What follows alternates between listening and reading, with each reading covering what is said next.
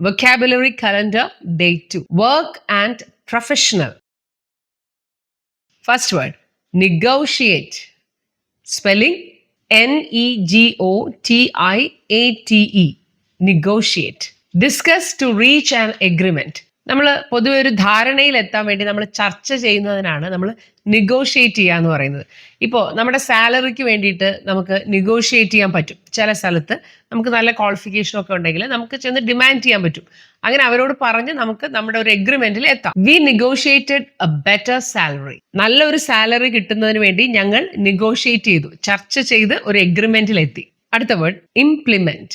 Spelling Implement. Meaning put into effect.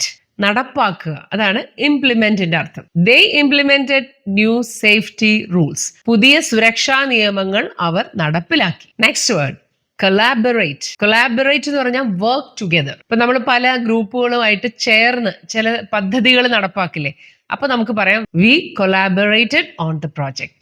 Next word, prioritize. Arrange in importance order.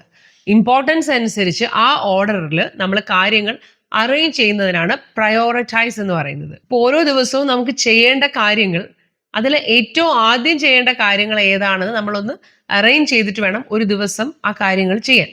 അപ്പോൾ നമുക്ക് എല്ലാം ചെയ്ത് പൂർത്തിയാക്കാൻ പറ്റും. ഏറ്റവും അത്യാവശ്യമുള്ള കാര്യങ്ങൾ ഞാൻ ആദ്യം ചെയ്യും, അതാണ് പ്രയോറിറ്റൈസ് ചെയ്യുക. അർജന്റ് ആയിട്ടുള്ള കാര്യങ്ങൾ നമ്മൾ പ്രയോറിറ്റൈസ് ചെയ്യണം. I prioritise urgent task first. ഇനി allocate. ALLOCATE എന്ന് വെച്ചാൽ ഗിവ് റിസോഴ്സസ്.